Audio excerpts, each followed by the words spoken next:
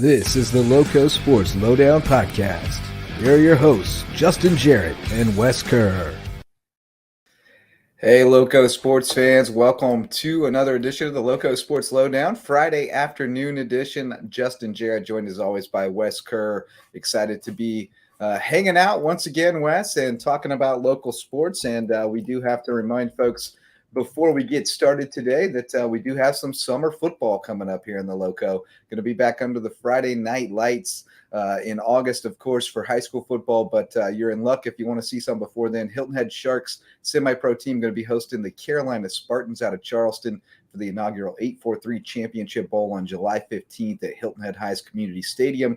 You're going to be able to see some former high school and college standouts you remember from the Lowco, as well as folks who have moved from other areas, and they're going to battle for bragging rights and to lay claim to being the best semi-pro football team in the 8-4-3. So just $10 for adults. Children 12 and under are free, so it's a great time for the whole family. If you want to get close to the action, you can get a sideline pass at the gate for $35. They're going to have food trucks out there when the gates open at 5:30, and then they have a 6:30 kickoff July 15th at Hilton Head High. Hilton Head Sharks against the Carolina Spartans in the 8-4-3 Championship Bowl. So that should get our whistle wet, Wes, for some whistle wet Wes. That's fun for some football because high school football right around the corner, and we'll be talking football in a little bit with Coach Ed Susi, the new head coach at Battery Creek. Very excited to talk with him and the vision and plans he has for that program. Really excited that Terrence Ash, got the opportunity to make that hire after moving from the head coaching position. I think that's a big advantage for that program to really continue its momentum. Having the guy who's gotten the ball rolling there, sitting up top and helping to guide the ship is going to be really valuable. And Coach Susi comes with a wealth of experience and certainly has had a lot of success. So look forward to seeing what he can do over there, and look forward to talking with him a little bit later in the show. But Wes, checking in on you, buddy. You've been grinding out there on the PA at the Dixie Youth Rookie League tournament where the chaos quotient is high, but it's really fun to watch those 6 and under kids play ball. Yeah, it's a special group of young men. It's it's a learning experience for both for not just these kids, but for these coaches and for myself as well. Watching and taking part in this 6U tournament, and really impressed by the caliber of talent that we saw at such a young age. I mean, it's not easy to field a quality team of players to do what they were able to accomplish. At 6 and under, because I remember playing baseball as a kid. It's not easy to kind of learn the ropes so quickly and to know when the force is on at second base or at third base or when to throw to first. There's a lot of learning you have to do to be a successful player at that level. And, you look at the performances of all three of these teams that competed, Bluffton American, Bluffton National, and Beaufort. All these three teams put on a heck of a show, but it was Bluffton American taking the crown. National did push back. They made it competitive in that final game against Bluffton American just last night, but 15-5. American comes out on top to take this inaugural title, and really impressed once again by not just the effectiveness at the plate, but the fielding, making some nice plays. Of course, knowing when to throw to a certain base, and it seemed like the coaching staff did a really good job of preparing these kids for this tournament. And for a lot of these, this is the first time they've had a competitive setting like this in the tournament. I mean, to play a double elimination tournament like this, it must be like the very first experience for a lot of these kids. And so to have that level of composure and the ability to produce and find success and to lock in to play that well, that's impressive stuff. These kids, they've acquired so much knowledge about the game in such a short time, and it's a wild age group. There's a lot going on. If you can put the ball in play and force the fielders to grab the ball, you're going to find ways to get runners on, move them across, and if you can make those a couple of big defensive plays, that could be a difference at this level when you're still trying to learn the game. But I mean, it's all about find ways to avoid those strikeouts, make contact, and then move those runners over. But Bluff America did really well, all across the lineup, especially when you get those 9, 10, 11 guys to get on base, set the table for the top to do their thing. That's what American was able to do really well in that last game. Easton Christian has been a monster from that leadoff spot. Had a 3-for-3 game on the championship on Thursday. And then Roper with another excellent game. So many great baseball names. You looked out. Bigwood. And then there's some great ones, man. Yeah. 80 grade baseball names. No, there's there's a lot of very very very good names from that squad. But just a really impressive team, really impressive coaching staff, and I'm guessing that they will move on to the state tournament. I'm not sure in terms of what that looks like. Yeah, it's June 24th is when they start in Orangeburg, 24th through the 27th. So yeah, I think they have Greer to open up, which who knows? Greer's got a really good high school team. Yeah, that doesn't mean if we learned anything from the high school baseball playoffs, they got some strong. So be prepared for some dudes who look like they're about 10 or 12 to roll out there for the 6U game because they're growing them big in Greer. No, I mean, it's so funny. You don't know. I mean, which I remember going to these all-star tournaments and state tournaments and stuff. And I mean, it wasn't that long ago, a couple years ago, we were doing it. And, you kind of know which towns kind of have a reputation for having solid programs and which ones generally are a little bit weaker, but that doesn't mean there's not going to be a group that, some dad knew what he was doing and put together a travel team. And by golly, they got a really good team in this one age group. So you never know. And I hope this rookie league thing doesn't lead us to 6U travel baseball, because I don't think we need to go there. I think this is a very good introduction to kind of speeding the game up and formalizing the rules a little bit more, but I don't think it needs to start earlier to prepare kids for this 6U state tournament. I think we can just let them go play. And I think at this point in your career as a baseball player, it's all about development. I mean, competition is good, but at this point, you're trying to get these kids to learn the fundamentals, hitting. Obviously, you don't do pitching yet, but production at the plates.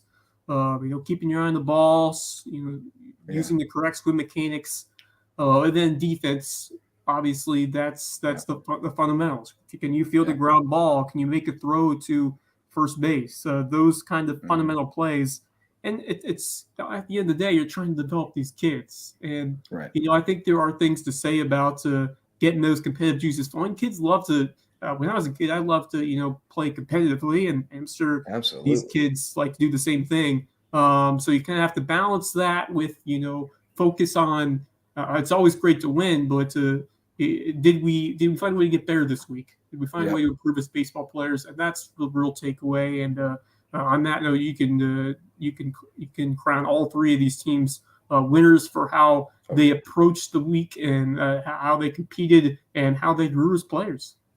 Heck yeah. Well, and I think the biggest thing when you're trying to find better competition, it's generally to try to speed the game up and try to just kind of make them make those decisions a little bit quicker and put the pressure on and just start to build those instinctive reactions and anticipation and things like that are really important. So in that instance, I think this is great because it allows the handful of kids who are a little bit more advanced than the others. Because I mean, we see a wide range at the young ages. Some kids are more physically advanced. They've been more socialized to the game than others, and they're ready to move at full speed. And some it's not safe yet for them to be going full speed. I mean, they switched over from the squishy balls to hard baseballs for the All-Stars too. So it's a step up, and I think that's good as long as we don't continue to go down that rabbit hole of now trying to get them developed and ready for 6U. Like we don't know 6U's,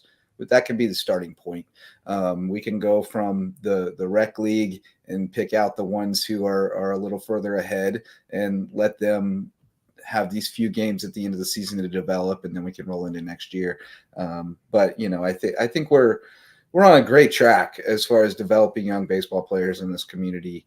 And in these communities, but particularly, I think Bluffton is really flourishing right now.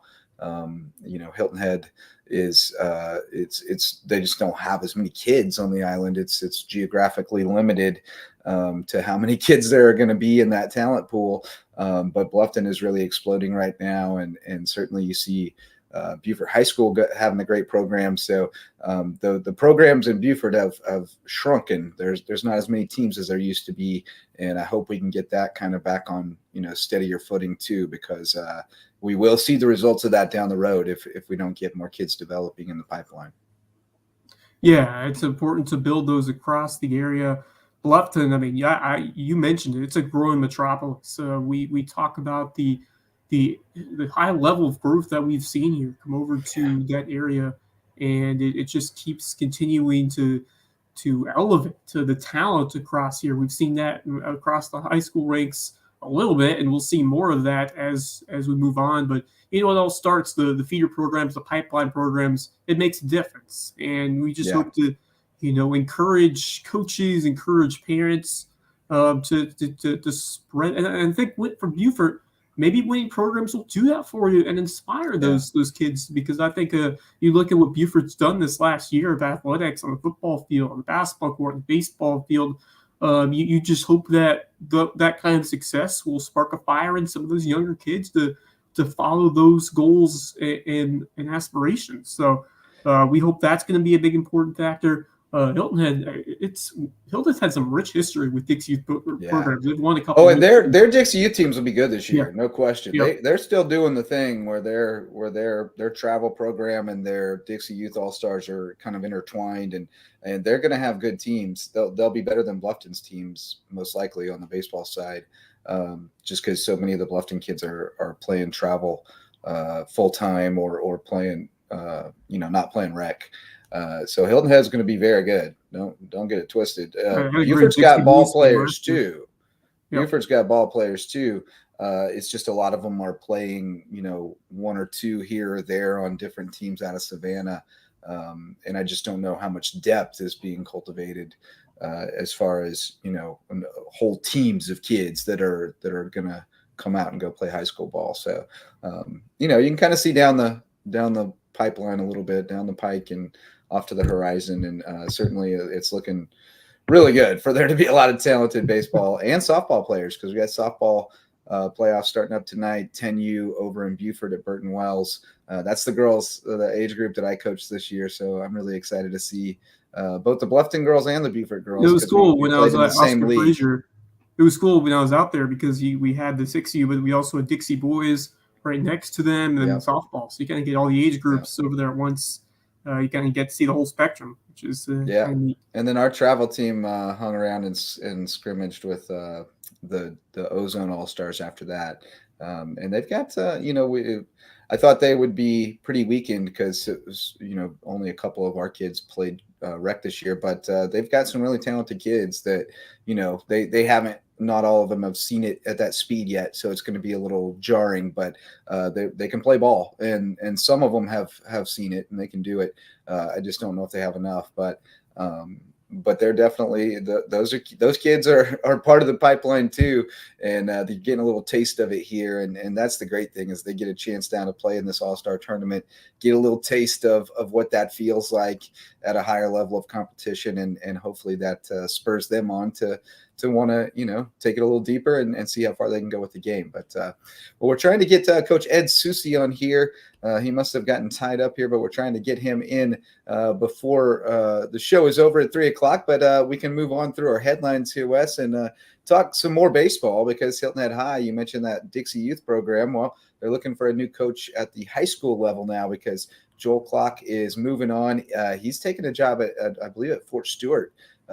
He's a big motivational speaker, resilience training, and he's going to be incorporating that more over at Fort Stewart. So huge loss to the Seahawks. I said it on Twitter, but that program had gotten a little lean for a few years. The JV program was basically dormant because they didn't have enough depth, and he leaves it on really steady footing right now with a bunch of dudes coming back, and the new coach is definitely going to have some stuff to work with.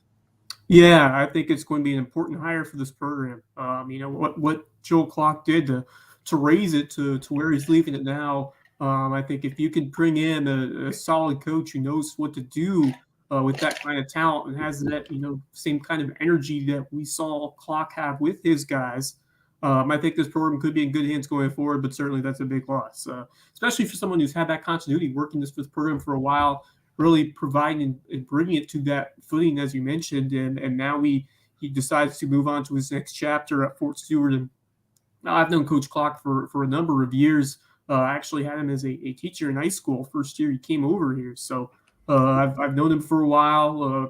Fantastic coach, leader of these young men, and also a great. It'll be a big loss as a teacher as well. Yeah. He certainly. I mean, you think of these coaches as they're just serving that role as coaching, but a lot of them are also administrators and teachers who also make a big impact in school and for so many young men in these schools. So it's in multiple ways a big loss for Hilton High, going to be missed in a variety of ways, but excited to see what he does next over there at Fort Stewart. And you mentioned a great leader, has those innate senses of ways that he elevates the people that he's working with, and we saw that on this baseball field.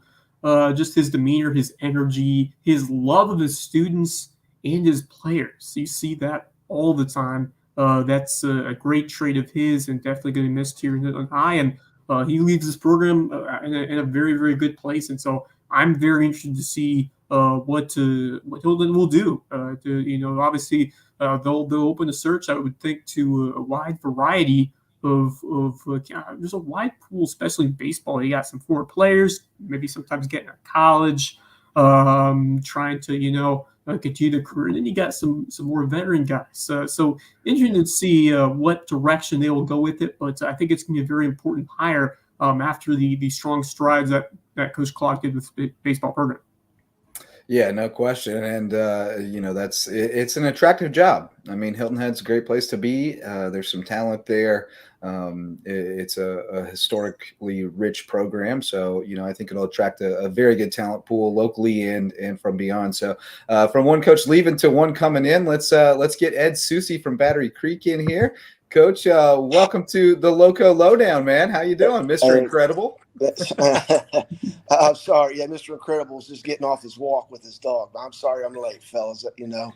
I forgot. It is not a worry, man. That's why I sent the reminder, just to make sure it was still on your radar. I should have done it earlier, but we appreciate you jumping in with us, and welcome to the Low Country. I know you're probably back home today. I know you're still kind of running back and forth, but be getting down here full time real soon, and we're excited about it. Tell us a little bit about what attracted you to this Battery Creek job.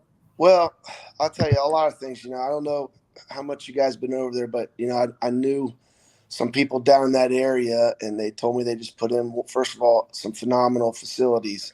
Phenomenal. And I've only been there a month now, counting spring and this first week of summer. And that's what I told the kids. We got to abuse this room and take as much advantage of this as we can, because that's something we can control. I can control the weight room. I can control, a coach can control getting his kids in there and getting them stronger. And now, with COVID, the last couple of years, they haven't had a chance to be in a weight room. Last year they had to go to a middle school and lift in a classroom and stuff like that. Man, that's hard to do. And Terrence is a great guy, and we've had some great talks and everything. And I let these kids know that how important it is that they have this room. And I know the guys that did it. So I trust them, because they've done ones I've been at before, and they do a great job. And it is a top-notch facility, and I want our kids to take advantage of it. They have to. It'd be crazy not to. Well, as you alluded to, you come in a very good situation with former head coach Terrence Ash moving over to AD, and now you get that ability to talk to him, learn from him as you take over in his old shoes. So just tell me about how cool that is to be able to have the ability to connect with the former coach to help yourself as you get ready to take over. Yeah, and I don't know how well you guys know Terrence and everything, but we go kind of when he started getting out of college and coaching, when I was at Fort Mill, he was at River Bluff and stuff. And I knew a lot of those guys on the staff that he was at and everything. So we got common ground there and everything. It's easy to talk to them and get information from them. So, because it's, I'm been in the upper state since I've really been down south since 2000. So this is new to me. And he's a wealth of knowledge, and he's helping me out quite a bit because I still got some hiring to do. And, I feel like I'm behind the 8 ball right now. I feel like I'm behind everything, and you can't get caught up. I mean, you just get things started, and hopefully we get them going in the right direction. And that's our first process right now, is getting the kids to buy into the weight room. Yeah, you mentioned some hiring to do. Looking for a DC, right? Defensive coordinator. Yes. Add to the staff? I got a couple individuals I believe I'm going to be talking to next week, and I hope to get that settled in because, you got to have that taken care of, and the kids need to get used to seeing that guy. And I need to get guys in the building. Probably in July when we get closer to, I'll probably end up moving practices to the evenings and stuff so I can get all my coaches in there because, half of them work, and, you got coaches teaching summer school and everything. So it's tough, but I'm bringing kids in at 7:15 in the morning. They're showing up, and I'm hunting them down and trying to get everybody in there. I mean, I'm not going to lie to you. I text every single one that doesn't show up. Yeah. I said, you're either going to get sick of me or you're going to block my number. One or the other. So, well, you come in after a very successful stint over there. You were at Buford High School over in Class 2A. Yeah. Also with Fort Mill. Just tell me about more about yourself and what's attracted you to continue that passion of coaching here at the South Carolina high school level. What you've learned so far as head coach. Well, I'll tell you what. I think this is my 20th year being a head coach. I started out in Ohio, where I'm from, in Columbus, and I worked at my old high school. I was at my old high school for 10 years before I decided, hey, you know what? I better get a teaching certificate. Was a GA for a couple years at Ohio University, and if you know anything about being a GA, it's not a glorified spot and everything. it's tough, but you learn a lot. And I got some good advice to go get teaching. I went back and got that. And then I was a head coach there for a couple years. And my in-laws are down here in Greenville, South Carolina. So we moved down here and started out at Hillcrest in Greenville. Got the head coaching job at Weddington, North Carolina for 4 years. And then was at Fort Mill then for 11 years. And was there quite a while and things like that. And then ended up when I left there, a couple assistant jobs, and I got the Buford job the last couple of years. And now I'm down here at Battery Creek because, hey, it's close to the ocean too. It's close to the beach. I like it and everything. It's a great area. And I did enough homework, talked to a lot of people about this place, and, I love a challenge. Well, you definitely took one on. I mean, but I think it's got an opportunity, and I talked to Terrence about this when he took the job. With a challenge like this comes the opportunity for something really special. Because you're trying to kind of do something in a place where it hasn't been done in a long time. Right. Definitely the atmosphere is ripe for it. I mean, you've got defending state champion across town. Oh, if that doesn't fire you up to Right. try to get better, I don't know what will. You've got brand new, incredible facilities. The football stadium is just unreal now with the video board and everything. I mean, there's some enthusiasm there. And certainly Terrence has it kind of going in the right direction the last few years. So how excited are you that you guys can really, take a big leap and be competitive? Well, geez, I'm trying. I'm the most impatient guy you're going to meet. So, and I know that's not a good thing at times. So, yeah, my wife will tell you that. So, but I am. That's what intrigued me about this and everything. And after talking with Terrence and some other coaches and everything, I feel like it's a diamond in the rough. But kids are kids. They want. Let's face it, you got to win some games to get more kids interested. You know what I mean? And I pull up the basketball practice this past week and everything, checking on guys. And you know what? I don't care if you play 8 sports. You play all sports you want. It's more likely to keep your butt out of trouble, keep you focused, and keep you doing your academics right and everything. I want kids to do that because they'll have more chances than anything to go to the next level and play anywhere. I don't care what level it is, but I want them kids to be able to play as many sports as they can and still be able to play football also, because it just gives them another opportunity. And that's hard sometimes to get across because, specialization is huge. I mean, people can ignore it or whatever they want. I don't care what you say. It's huge. And it's hard, and it's a coach's job to help show kids other venues of ways how to get money to go to school.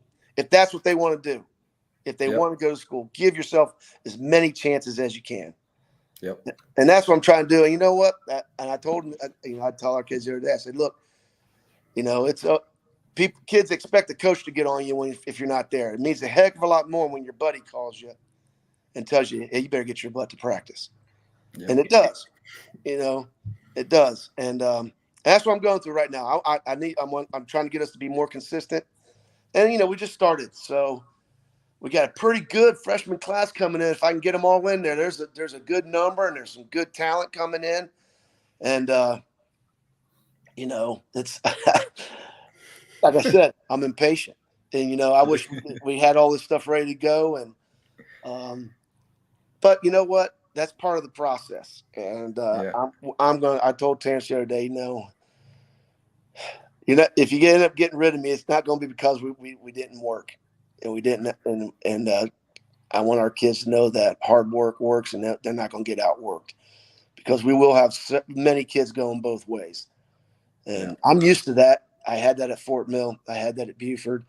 And especially at Buford, that they bought into the weight room. And believe me, we had no setup like the one we have here.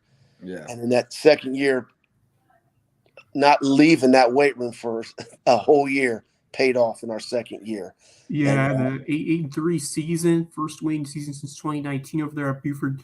You mentioned the weight room. What were the sparks that you laid down that helped that team take that next step? What was it about your coaching, about your ability to get these kids to buy in every practice, every day in the weight room, and how do you embrace that same energy as you get ready to make something special happen at Battery Creek? Well, it is. Energy is the big word, and the other thing is, you test your athletes probably every 6 weeks to 7 weeks like that. And it is hard, but they got to buy into it. And the first time that kid looks at himself in the mirror and sees a different kid, then you got him. Yep. Then you got him. I was fortunate last year.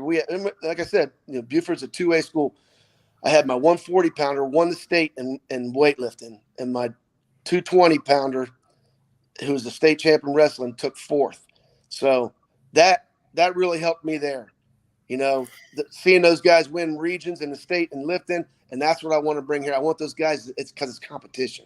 You're competing against everybody in the state, and that's what it comes down to, is competing. Speaking of Battery Creek, you guys have a fantastic wrestling program as well. Yes, and well, you guys, hey, I'm from Columbus, Ohio, so when you got off the football field, you went straight into the wrestling room in Ohio.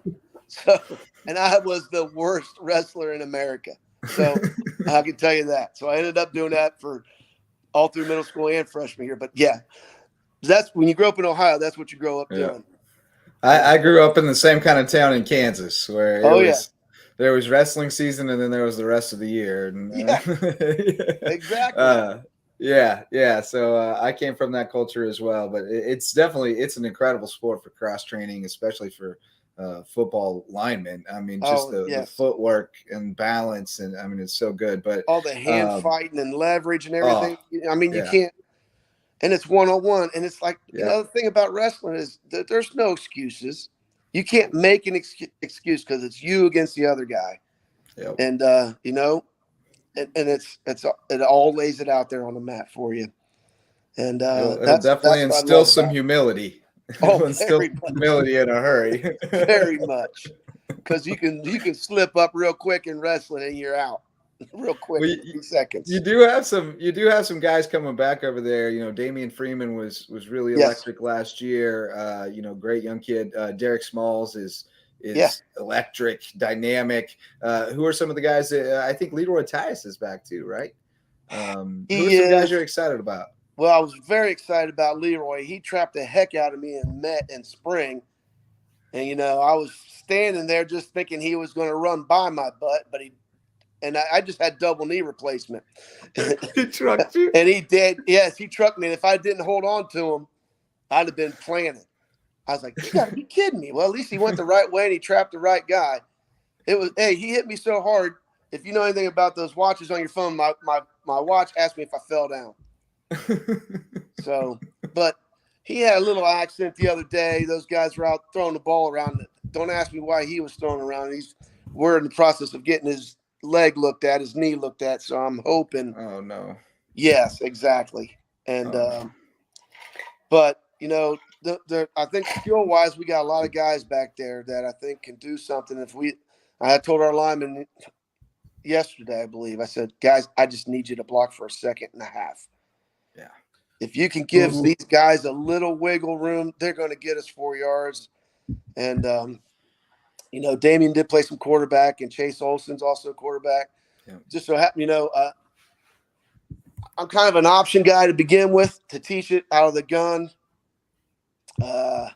Start off with option, jet sweep stuff. It's a cornucopia of a lot of stuff, but we're trying to, as I've heard before, it's smoke and mirrors. Well, it might be smoke and mirrors, but our whole job is to make the defense freeze a little bit and read some defenders, and hopefully let our talent try to get talent into space like everybody tries to do. But man, we're I going to miss try the to not option. block people. I love the option. I love I grew up watching Pittsburgh State and Kansas D2 powerhouse that ran triple. One of my kids in Ohio went to Pittsburgh State to play quarterback for the Gorillas. Yeah. Yep. I grew up watching. That was 20 minutes away from where I grew up, and they ran triple. And I just loved it, man. It's so fun. I love the chess match. 98. 98. Yeah. Okay. Yeah. That's and he was the heck of an option quarterback too. So, I knew all about Pitt State. Like, we used to. I watched all their stuff. So, and Wofford was huge for me, but now we've evolved into the gun and everything, and I think it helps our quarterbacks out a little better. But it won't behoove me to get back under center to do that. So I'm going to try to do what's best for me. I'm still learning the guys too, to be honest with you. You get hired in May. Yeah. It's not a great, situation coming from behind, but that's all right. I mean, I will adjust. Coach, it's going to be a challenging schedule here for the Battery Creek Dolphins, opening up with Hilton Head High, playing a lot of teams around here from this local. You got Rosen, Hardyville, and of course the battle with the defending state champs in October, region play at Beaufort. So certainly a steep obstacle, right away here in this first season. And I'm sure you're aware of a lot of these teams, and especially what Bryce Labyrinth has been able to do at Beaufort to carry those Eagles all the way to the top of the mountain. Oh, yeah. I mean, he's done a great job there. And that's the thing, it's like I tell the guys, you're fortunate. You got the defending state champ 5 minutes down the road. You get to measure yourself against them every year and you get to go against them because you want to see where you're at. I got to get us to the point where, you respect everybody, but you fear no one. So that's the point. That's great. You got to respect your opponent. But, boy, we got to get to the point where adversity is going to happen. How do you react to adversity? And, it does. We want to take time and build it. And like I said, I know we're going to – our first block into this program is starting in the weight room. And that's the part I know. I mean, I've been teaching it for 28 years now. And that's where I know we got to start, because the weight room gives you confidence. That's the first thing. And once those kids start seeing changes, then that's when you get them. Yeah, that's when you get them. Yeah, you can tell them to trust the process all day, but until they start to see the results, it's tough to get that buy-in. But the minute they go out there and they, that 40 time is down a couple ticks and that kind of stuff, you start to see the the proof in the pudding. You got them hooked, and hopefully Ash has started it on that path, and you can continue to build on what he's done, and take it to the next level, because it's a sleeping giant, man. I mean, there's tough kids over there at Battery Creek. Yes. You look at that wrestling program, you look at just they got some tough dudes. It's just a matter of getting enough of them out there to have some depth, and getting them some skills and understanding and working together. I think you can have something special there. So certainly excited to see what you do. Any other, you let us in on a little bit of the offensive philosophy with the option. What are your other kind of philosophical views as a head coach, I guess, that you're going to build the program around? Well, I grew up being a defensive coordinator. So I don't know if you're saying it's old school or not, but I'm a 4-man front guy. I like 4-3, sometimes going to a 4-2 look. You guys remember the old Miami Hurricanes 4-3? They're the guys that brought that defense to everybody. Yeah. And I want our kids to have that attitude. Back then in the 90s, man, people hated them because they were so good and they're so fast. I want our kids to react and run. I don't want them to think. And that's what when I talk to defensive coordinators, that's what I want to get across to them is don't let these kids think much. Let them play defense. Let them run to the football. Yep. You know what? If they go the wrong way, as long as they go 100 miles an hour, that's coachable. You can correct that. Yeah. I just want kids out there to fly to the football, have fun doing it, celebrate with their teammates.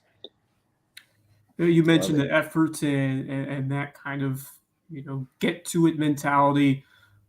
Find that extra spark to fly to the football, make plays, as you said, and have that quick reaction, because defense, it's all about reacting to what's going on, reacting to the play, having that knowledge to find out where the ball is headed in order to make the stop. So those are just fundamental things that you teach at the beginning of the year, and I'm sure you've had that wealth of experience to lead the young men towards that kind of path to see on the field. But we talk about coaching. It's more than just those kinds of paths. It's also about what you do off the field and for the community. And you've now you've seen a lot of things of what's been going on here throughout the Lowco, throughout the process of coming down here. How important is it to you to be that ambassador, that leader of these young men, to give them a path to doing what they're set out, they're looking to do, not just on the football field, but also career-wise and moving on to further education? Oh, yeah. It's huge. It's very important, because I think even this year we're starting something with athletes where we have a mentorship program and stuff. And I know Coach Ash and I believe myself are going to be in charge of doing that, talking to the kids about what you're going to do when you get out of high school. Because you know what? Not everybody goes to school. Not everybody goes and plays sports and everything. And that's, that's great. If that happens, that's awesome. But that doesn't happen for 95, even higher percent of kids. I want them. That's why I try to tell them when I remember meeting with them is, when you get out of here, I want you to have a great work ethic. And, I know, and I know you're thinking these are little things. You look somebody in the eye when you shake their hand. You, yes, sir, no, sir, yes, ma'am, no, ma'am, them. And that goes a long way when you're talking to people. First impressions are huge. So I want them to understand that, because I know they know. I mean, well, some of them don't know, but they don't all get to go play and get $1,000 scholarships to go play and stuff like that. But that's okay, though. There's other ways of getting money to go to school and things like that. And that's something that we talked about, Terrence and I, and how we're going to meet with kids and things like that with players. Student body. Yeah. I mean, it's so important that we talk a lot about the blueprint and the resources that it takes to get to that level, and some are born with the blueprint handed to them, and all they have to do is follow it, and others have to figure it out along the way and try to piece together how to get all those resources and build all those skills that they need and all those things. So we certainly need more mentors in the schools and in the communities who are helping them find that path and helping them get to where they want to go. So we're excited to have you here in the Lowco, Coach. And I think it was a terrific introduction here today. Had a great time talking with you. And I think we got a pretty good feel for, what Battery Creek football is going to be. And I'm excited to see you guys in the fall. I appreciate it, guys. Thanks for having me. Yes, sir. We're going to take a quick break and hear from our sponsors, and then we'll be right back with more here on the Lowco Sports Lowdown. Hey, Lowco sports fans. This podcast and all of our grassroots local sports content are made possible by support from community sponsors, including Mickelson Law Firm, the official real estate attorneys of Lowco Sports, and the presenting sponsor of our Hilton Head Christian Academy coverage. Our original sponsors are still among our greatest supporters. Ryan and Tiffany Mickelson are community pillars who will be in your corner no matter your legal needs. When you need legal representation, call on the attorneys who support Team Lowco. Call Mickelson Law Firm.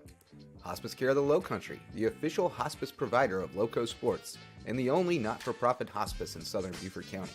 For more than 30 years, the committed, compassionate staff at Hospice Care of the Lowcountry have been there to ensure your loved ones find comfort, honor, and dignity at the end of life. Because at Hospice Care of the Lowcountry, it's not about dying, it's about living. Homegrown Home Inspections, the official home inspectors of Lowco Sports. Jan Lucas and his team provide thorough, detailed home inspections aimed to ensure everyone goes into the transaction with open eyes and confidence. Jan would rather reveal an inconvenient truth than look the other way and provide reassurances that could come back to burn the buyer in the long run. If you're looking to buy or sell a home and need an honest, reliable inspector, call on Homegrown Home Inspections, official sponsors of Lowco Sports. DDS Web Design, official SEO experts of Lowco Sports. If your business or organization has a website and you're trying to figure out what SEO is, you need to call on Denise and Dave Sinkovich at DDS Web Design. They'll provide a free consultation and do all the behind-the-scenes work to boost your search engine optimization and get your website found online so you can take your business to the next level. DDS Web Design, official SEO experts of Lowco Sports. American Wood Reface, sustaining sponsors of Lowco Sports. Does your kitchen need a facelift? Before you start picking out new cabinets, give Ben and the team at American Wood Reface a shot. They can reface your existing cabinets to overhaul your aesthetic without the hefty price tag and reimagine your kitchen at a price point you can manage. Be sure to tell them Lowco sent you because every referral helps support Lowco Sports. 4M Metals, sustaining sponsor of Lowco Sports. Got metal? Your roof might need it. Metal roofing advantages include better energy efficiency, weather protection, longevity, a more aesthetically pleasing design, and the product is all green. So if you've been thinking about a new roof, go metal. Let 4M Metals be the difference in your roof. Jay's Barbershop. It's the talk of the town and the place to be in Ridgeland. If you need your ears lowered, head over to Jay's for a fresh cut and great conversation with good folks. And tell them Lowco sent you. Local Pie, official pizza sponsor of Lowco Sports. They sling some of the best pies in the Lowco, and my kids say the mac and cheese is the best around. Hungry? Hit up Local Pie, longtime supporter of Lowco Sports. Barefoot Floor Care of the Lowcountry, the official floor cleaners of LowcoSports.com. If your feet tell you your floors need cleaning, call on Barefoot Floor Care of the Lowcountry. They provide residential and commercial services, including cleaning carpet and area rugs, tile and grout, upholstery, curtains and drapes, mattresses, and more. But most importantly, they'll get those floors so clean, your feet will thank them. Barefoot Floor Care of the Lowcountry. Hilton Head Prep is a sustaining sponsor of Lowco Sports, and we tell you all about the Dolphins' athletic exploits. But did you know it's also the #1 ranked private K-12 school in Beaufort County and ranks in the top 2.5% of schools nationwide? Visit hhprep.org to see what Hilton Head Prep has to offer. Beaufort Academy is a sustaining sponsor of Lowco Sports, and we love covering the Eagles. With a student-to-faculty ratio of 7-1 and an average class size of 14 students, Beaufort Academy could be just the educational solution you're looking for, with more one-on-one attention. BA has a strong history of working with the whole child to prepare each student for college and life. Check them out at BeaufortAcademy.org. Thank you to all of our sustaining and supporting sponsors for their support of LowcoSports.com. Go Lowco.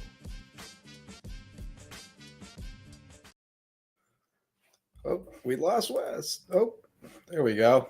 Wes popped out, had some technical difficulties during the break, and we didn't get him back in there. But Justin, Jarrett, and Wes Kerr back on the Lowco Sports Lowdown. Wes, great to talk with Coach Ed Susi. I had done my research and kind of knew his background a little bit, but not quite the depth of his background we got there, and wasn't sure what to expect personality-wise. But man, I'm fired up to see what this guy can do.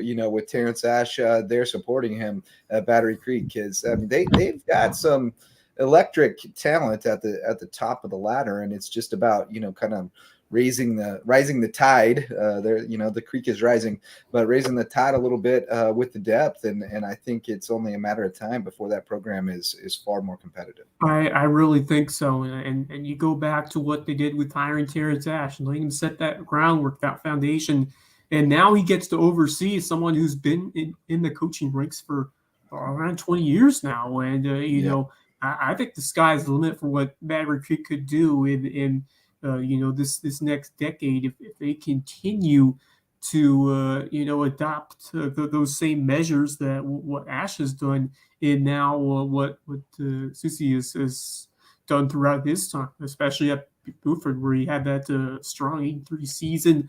It really all does start during the summer in the gym, on the practice field. That's where you elevate your team, and you preach those values of hard work and those ethical values that make the difference come August and September, and then into region play in October as well.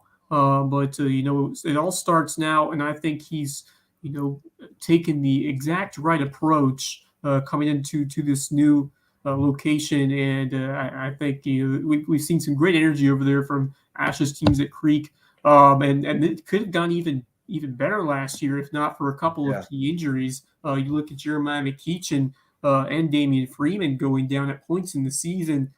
They really were the catalyst of this offense. I look back to that first game against Hilton Head where they nearly went in there and beat them. And now with a veteran head coach, with Freeman back, a couple of young guys who are looking to take that step up, I think we could see some big things even early in the season from Creek. I think the Hilton Head game should be very competitive, and I think they're gonna pull out a couple of one or two or even more wins in region play if they're able to accomplish the mentality that Coach Susi's talked about. And maybe they could surprise. They could surprise a couple of teams this year. And once again, you going back to the strong messages that we heard from Coach, and it's far more about success in the field. It's about development. It goes both ways. You want to win, but you also want to get these young men ready for their next chapters of their lives. And I think everything that he said was a outstanding approach to get that accomplished. So I'm really excited. I think something special is brewing there at Creek. You look at how that wrestling program is done. I think the talent's there. The work ethics is on its way to becoming something even better. And we could see some special seasons ahead there for Battery Creek athletics, not just on the football field, but to set the tone for some others too. We say it all the time. So a good time to be a Battery Creek Dolphin fan. Yeah, and we talked about Joel Clark stepping down. Creek, I noticed Creek has an opening for their head baseball coach as well. So some opportunities out there for baseball, and Ash gets another opportunity to make a hire, in his mold, so to speak. It's a big thing as an AD. I mean, it's hard to take over a program when you've got coaches in place that you didn't hire and don't necessarily line up with your philosophy. And sometimes you get lucky and inherit a department where they do, and sometimes you don't. And I think, anytime you have a coaching position turnover after there's been a new AD, that has a chance to be a real positive thing, just because they get to kind of put their stamp on it and bring in somebody who fits into their vision for the program as a whole. So we'll see what they do over there. Ash also on my men's baseball team this summer, the Lowco Sandfleas. He played left field the other night. He looks good in the uniform, man. That college football player looks good in a baseball uniform. I'll tell you that. He's intimidating. But let's get back on track here, Wes. Carmen Majensky, one of your classmates, I believe, or close to it, on track to get called up soon, it would seem. The Pirates pen is kind of listing they need some help. I've seen a lot of people calling online and the blogosphere calling for him to come up. And then we saw some reporting the other day about his work ethic and his changes he's made in the offseason, and how they've got him on track to make it to the bigs, most likely this season. And really it could be any day now, really. If somebody comes up with an injury, goes on the IL, he could be the guy who gets called up. So any day now for Carmen. Yeah, I think it's just a matter of time at this point before he gets that call. And you mentioned the work ethic. I've heard from several people and articles within the organization that he is the hardest working prospect in that Pirates organization, or at least one of the best. And that says something. I've mentioned it before, but there's not much of a difference in level of these guys, of these prospects. But if you have that innate ability to work even harder, that's going to push you over the top, and really starting to see that with Majinski. And it's been great to document his journey because, he definitely had his struggles last year. They used him mostly as a starter, but they put him in the bullpen for this 2023 campaign, now over in AAA with Indianapolis. And he, right now, 3.18 ERA, 25 strikeouts. He's really finding his niche in this organization. He's provided some great success out of the bullpen. And, I think he's kind of done a little improvisation himself. He's changed up his pitch mechanics. He's getting to what's working, studying the film room, and just taking those steps to perfect his ability out there on the hill. And that's making all the difference for him this season. It takes a lot of ingenuity. It takes a lot of, improvising and trial and error as a pitcher when you're trying to kind of see which stuff ultimately works. And I think it's all coming together now. And we've seen a lot of bumps in the road, but man, he has been so resilient throughout this process. And this season has been the culmination of so many of tweaks and modifications that's helped him deliver here. And now I think it's just only a matter of time until he gets that call to the Pittsburgh Pirates. So just got to be so excited as someone who's known that family, known Carmen for a while, started off as a shortstop over there, Hilton High as a young kid. Now he's just that one step away from making his dream a reality. Awesome stuff. Chill bumps over here. Just thinking about it. It's just so cool. I mean, it's such a hard thing to do, and for somebody to see it through and have the resilience to make it there. It's an awesome thing. So very good stuff. And speaking of former Seahawks and classmates, Poona Ford coming back, the new Buffalo Bill coming back for his third annual SOAR Day on June 25th. I'll be up in Cooperstown, so I'll miss out on SOAR Day this year, but always a great time. Got all the food trucks out there, got the inflatables and games and good times for the kids and music and the whole 9 yards. Just a great community celebration. Yeah, it's been a fun tradition now here these last few years. First time, but we've seen it for a Seattle Seahawk.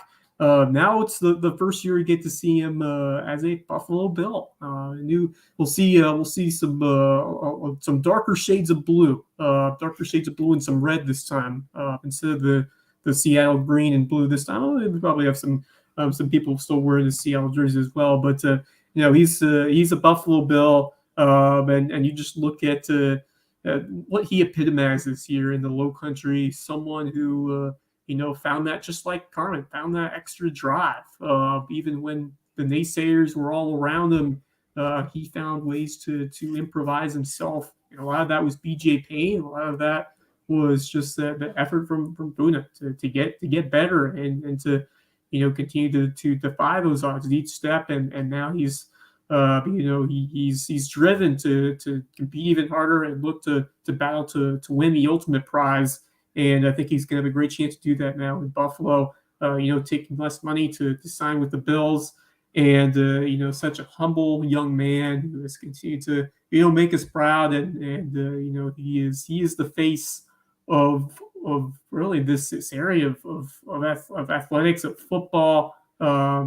We've had others make it to the NFL, but recently Poona has been the guy. He has been the example setter for these kids, and take time out of the summer when you're getting ready for training camp. These last few months, you got OTAs, you got training camp coming up in July, to take this time on a weekend to come back to the island and be that inspiration for these kids. It's yeoman's work, and these kids enjoy every minute of it. We saw that back at the All-American Football Camp last month, and now here at SOAR Day, another opportunity to see a homegrown Lowco star, see that you can do it from here and follow those dreams. Yeah, no question.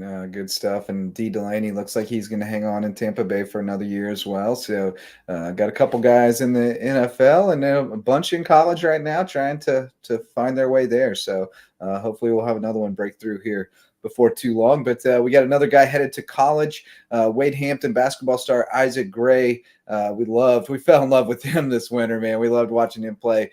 He commits to continue his career at Spartanburg Methodist College, going the JUCO route. Following along with classmate Nakia Mitchell, who's going to USC Salkehatchie. Isaac, I was surprised that more schools weren't on him. I don't have the insight to really understand what they didn't see or did see or didn't see there. But, from my perspective, he is a gamer. He's got that little bit of chip on his shoulder. He believes in himself. He goes hard. He doesn't back down from any challenge. He's fearless. And, I think he is very much in the same mold as Nick Pringle, who went into the JUCO, pressure cooker and came out with a offer at Alabama that he has parlayed into being kind of like a cult hero in Tuscaloosa. Yeah. So, I think Isaac's kind of that kind of guy, personality wise. He's the son of a coach. He lives in the gym. He is going to grind, and he's going to come out of there a better player than he was going in. And then who knows, So I'm really excited for him to get that chance. You talk about those gym rats, or just those guys who work tirelessly to take those extra steps, and that's really what pays off, separates the good from the great. Isaac Gray is one of them. I wish I could have seen him play this year. Never was able to make it out to Hampton County, but I'm excited to see what he does over at Spartanburg Methodist, taking a chance on him, and it's, you never know what can happen with those junior college players. So we saw that with Nick Pringle. Can you separate yourself from the big crop of talent over at the junior college ranks and impress maybe some coaches at the Division I, Division II level at a 4-year college? And this is the different. This is the important time. This is the difference opportunity that you can make to separate yourself. And I think Isaac Gray, he's checked all the boxes of a guy who can fit that mold of someone who gives the extra effort on defense, someone who makes the right read, plays unselfish basketball. That's what it takes to really be noticed, and to take advantage of the small window that you have to show yourself. That's really what it comes down to. And I think Gray is going to give it an excellent shot to make that dream possible. And speaking of Nick Pringle, I think Alabama just their social media feed just they released a nice hype video. Nick Pringle getting you ready for year 2 over at Alabama. So they love him over here. The hype is real, and I think we could have another big season over there for our Orwell Branch guy over there, making his name known and hyping the fans up over there in Tuscaloosa. Yeah, if you want to see Pringle throw it down like 45 times in 45 seconds, just go watch that Alabama hype video. It's nothing but Pringle dunks. It's great. I enjoyed it. It was a good time. I think Gray's going to be great. And I've started trying to compile all the kids who signed this year. And I'm up to like 70, and I'm sure I've overlooked a couple. But that's incredible. 70 out of our coverage area in the class of 2023. I just added Isaac to it yesterday, and I think it was 69 or 70. And I'm almost certain that I've overlooked some that have slipped through the cracks. So I'm trying to scour and make sure we got them all, try to build a database of those, and then we'll go back and fill in past years as we can. But just want to, kind of keep a record of that stuff. It's a cool thing. It's kind of the goal of the whole thing, right? Is to get to the next level. Not for everybody, certainly, but for a lot of them. And so I want to kind of memorialize that when they do, and then kind of give us a better way to keep track of them too once they're in college and maybe get in the portal and go somewhere else. We want to be able to keep track of where our kids are and check in on them and shout them out. So awesome stuff. And also had some golf news, not like huge breaking news, but the junior season firing up for sure. And the SCJGA Upstate Junior Classic was the other day. We had 3 guys in the top 10, names you would know primarily. G. Patrick 5th, Luke Block tied for 6th, and then Sage Bradshaw, who was the Skiza individual champion, tying for 10th. So really good showings from those fellas. And they've got the SCJG or the SCJA junior championship or something is coming I'll up. tell you what, Yeah. these kids, love to see them keep going at it. You talk about all the tournaments they've played together, especially those prep and those Christian rivals like G. Patrick, like Sage Bradshaw. Those guys love to compete, and they keep performing at a high level. G. Patrick finishing solo fifth, 73-74, 3 over. Impressive numbers here. Yeah. That was done. That's the second G. Patrick shout out on the show this week because Kristen Dunton shouted him out on Tuesday. Yeah. And Sage Bradshaw, really consistent player. He does a good job of learning from his mistakes. We talked to him. He plays and looks well beyond his years. I cannot believe he's just a rising sophomore. Wow. Yeah, super impressive kid. Super impressive. Yeah, really intelligent. But yeah, they've got some big ones coming up. Let's see, the SCGA Junior Championship is next week up in Lexington. And then, I mean, it's every week pretty much. So you got the Grant Bennett Florence Junior is a big one the week after that. Then they take a little time off. They got the Blade Junior, which is a great one up in Greer in July. Then the Jimmy Self comes here late July. Then the Beth Daniel in August. I mean, it's just there's some really quality events on that SCJGA calendar and some really quality players. I mean, again, Bradshaw, the Skiza champ, he was 10th. So there's a lot of depth in South Carolina, and there's a reason why professional golfers come out of this state pretty regularly because we got some great golf here. So looking forward to following those kids all summer long. And last thing on the agenda, Wes, we got to say congratulations and so long for now to our 2023 grads, the class of 2023. Like I said, 70 of them already going on to the next level that we know of. And I'm sure there are some others, but that will make their decisions or already have and just didn't let us know about it or we missed it. But what a terrific class. I mean, every year, we say goodbye to seniors that we've covered for 3 or 4 years and gotten to know as athletes and as people. And, it's always bittersweet. We won't get to see Brooks Van Esselston play lacrosse again and Jaden Jones truck a linebacker again and Casey Fields and Colton Ferris. And, Abby Peduzzi, gosh. Yeah. I mean, just the list goes on and on of kids that have really made a mark and represented their schools, their teams, and their communities, at the highest level in the best way. And I've been here now long enough to see them come full circle now and to see them go from freshmen, sophomores to leaders and seniors. So wait till you're coaching their kids. Yeah.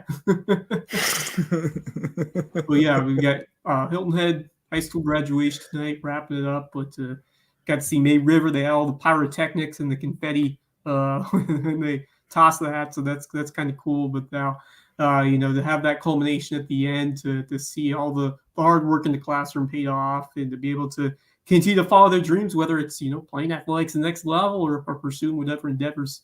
Congratulations to everyone here in the Low Country, Beaufort, Hampton, Jasper County class of 2023. Really proud of all your hard work and continue to make us proud whatever you do. And Colleton too. You forgot Colleton County. We love Colleton County too. Congrats to all our graduates up there. Our Jordan Slocums and our Bailey Coxes and our Michaela Chisholms and our there's so many of them up there too. But it's been awesome getting to know you guys and following your careers and documenting them.